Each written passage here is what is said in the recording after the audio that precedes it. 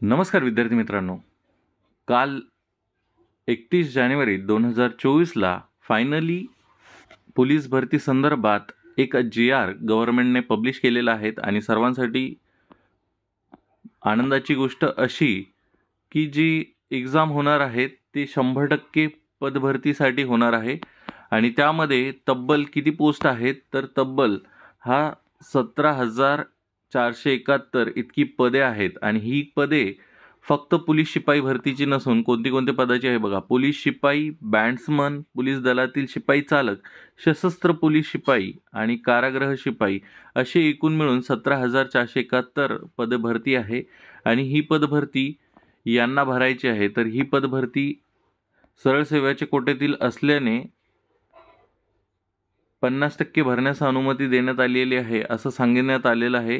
तर हा जो जी-आर आहे तुम्हाला जर हवा असेल आणि ह्याच्यामध्ये एक गोष्ट अशी आहे की ही जी पदभरती आहे ते IBPS किंवा TCS या कंपनीद्वारे घेण्याचे इथं कळवलेले आहेत आणि निर्देश दिलेले आहेत. तर आता बघण्यासारखी गोष्ट अशी आहे की ही जी बघा, राज्यातील कायदा व सुव्यवस्था अनुषंगाने पोलीस शिपाई संवर्गातील पदाची अत्यंत आवश्यकता असल्याने सदर संवर्गातील 100% रिक्त पदे तातडीने भरणे आवश्यक आहे असं म्हटलेलं आहे.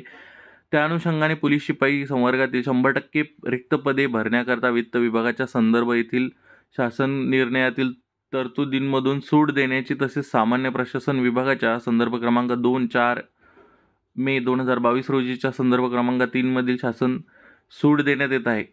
आता याच्यामध्ये सूट खूप गोष्टी ठिकाणी वापरलेल्या आहे.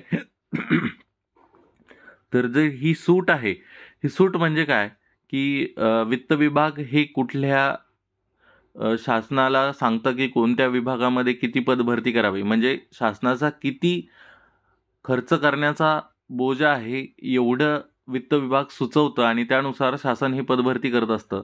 त्यानुसार इथे सांगितलेलं आहे की पोलीस भरती ही 100% झाली पाहिजे.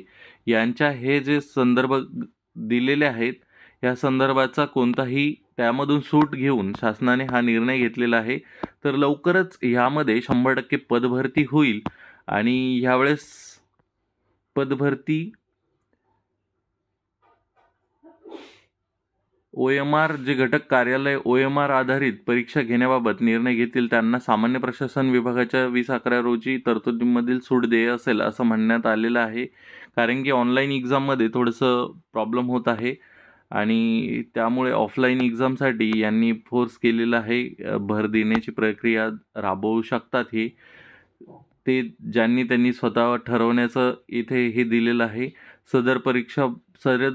सदर पदे भरण्यासाठी घेण्यात येणारी परीक्षा OMR पद्धतीने किंवा ऑनलाईन पद्धतीने पोलीस घटक स्तरावर घेण्यास मान्यता देण्याबाबत, म्हणजे आता ज्यांनी त्यांनी पोलीस घटक म्हणजे SP ने ठरवायचं आहे की कोणत्या जिल्ह्यामध्ये कशी पदभरती करायची आहे.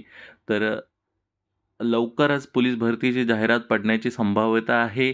तुम्ही आत्ताच अभ्यासाला लागा. ह्या व्हिडिओमध्ये एवढंच. परत भेटूया नवीन व्हिडिओमध्ये. धन्यवाद.